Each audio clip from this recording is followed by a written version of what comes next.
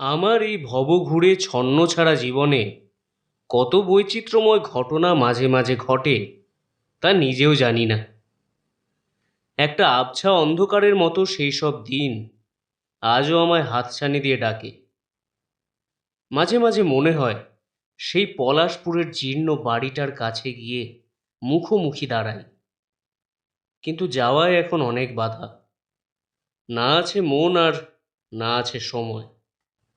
বন্ধুদের মাঝখানে গিয়ে যখন দাঁড়াই, অনেকেই আমাকে অতীত জীবনের কিছু কথা বলবার জন্য অনুরোধ করে, কিন্তু অতীত তো অতীতই, তা তো মিলিয়ে গেছে কালের কল্লোলে। তাকে আবার ফিরিয়ে এনে কি লাভ? কিন্তু এই লাভ লোকসানের হিসেব না করে পুরনো দিনটাকে আবার ফিরে পেতে ইচ্ছা করে। সত্যিই কি আমি সেদিন তাকে দেখেছিলুম, না তার ছায়া? কে, কার ছায়া? তাহলে প্রথম থেকেই বলি। একটা সাহিত্য সভার সাংস্কৃতিক অনুষ্ঠানে পলাশপুরে আমাকে যেতে হয়েছিল। সেখানকার তরুণদের উৎসাহে এই সভার আয়োজন হয়েছিল। যথারীতি সভা শেষ হবার পর আমার আর বাড়ি ফেরা হয়নি। রাত্রিবাস ওখানেই আমাকে করতে হয়। ওদের আতিথ্য আমাকে মুগ্ধ করেছিল। পলাশপুরের এই মায়াময় গ্রামের পরিবেশও আমায় মুগ্ধ করেছিল। আমার থাকার জন্য হরিবিলাস বাবুর দোতলার ঘরে কাট আমার থাকার জন্য হরিবিলাসবাবুর দোতলার ঘরে ওরা ব্যবস্থা করে দিল। এমনি আমার সাধারণত ঘুম কম।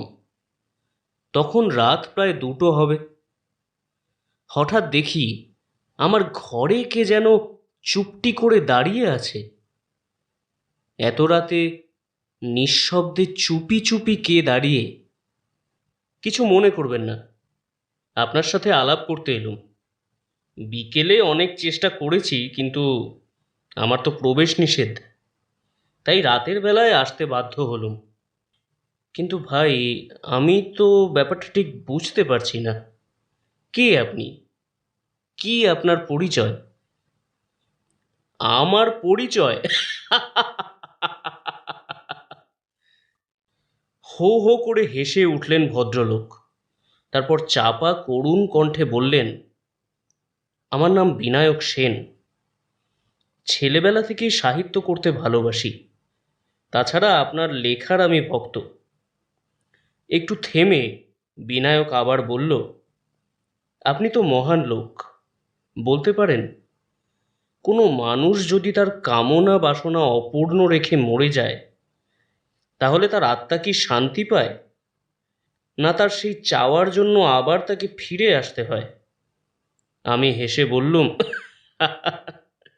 এইসব জটিল তত্ত্ব নিয়ে আলোচনা করে কি লাভ? তার চেয়ে অন্য কথা বলুন না। বিনায়ক বললে, কি কথা? কোন কথা দিয়ে শুরু করব জানি না, তবে শেষ কথাটা বলতে পারি। আমাদের সবাইকে চলে যেতে হবে এই ধূলিধূসর নির্মম পৃথিবী থেকে, কিন্তু কেউ জানবে না বিনায়ক সেন কি চেয়েছিল। বিনায়কের মুখে হতাশার সুর দেখে আমার হাসি পেল। বললাম, আজকের সভায় আপনি আসেননি কেন? কি হয়েছিল আপনার? হবে আর কি? ভিড়ের মধ্যে আপনার সঙ্গে আলাপ করব কি করে?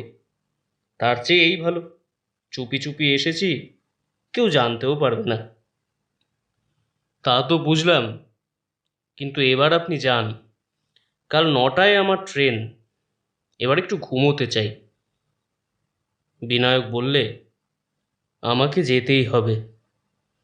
লোকজন আমারও ভালো লাগে না। আমার একটা কবিতা আপনাকে দিয়ে গেলাম, আপনি সময় মতো পড়ে দেখবেন। এই বলে বিনায়ক একটা কাগজ আমার হাতে দিল। তারপর মুহূর্তেই এক দমকা হাওয়ায় ঘরের জিনিসপত্র কেমন এলোমেলো হয়ে গেল। আমি কি করব ঠিক বুঝতে পারলাম না। আবার বিনায়কের কণ্ঠ শোনা গেল, ভয় পাবেন না, একটু পরেই সব ঠিক হয়ে যাবে। আমি চলি। আর হয়তো আপনার বাকিটুকু আর শোনা হলো না। নিঃশব্দে চুপি চুপি চলে গেল বিনায়ক। আমি আশ্চর্য হয়েছিলাম। নিশ্চয়ই বিনায়কের কোনো মানসিক ব্যাধি আছে, নইলে রাত 2টোর সময় এমন অদ্ভুতভাবে কেউ আলাপ করতে আসে। কেমন করে সকাল হলো টের পাইনি। হরিবিলাস বাবু এসে বললেন, আপনার কোনো কষ্ট হয়নি তো? আমি বললুম, না। তবে এক ভদ্রলোক রাত্রিবেলায় 2টোর সময় আমার সঙ্গে দেখা করতে এসেছিলেন। হরিবিলাসবাবু বললেন, কি বললেন? রাত 2টোর সময়? সে আবার কে? বিনায়ক সেন। হঠাৎ গম্ভীর হয়ে হরিবিলাসবাবু বললেন, বিনায়ক সেন? সে তো 1 মাস হলো মারা গেছে। আহা বেচারা, মরেও শান্তি পায়নি। তা বিনায়ক বড় ভালো ছেলে ছিল, আপনার লেখারও ভক্ত ছিল।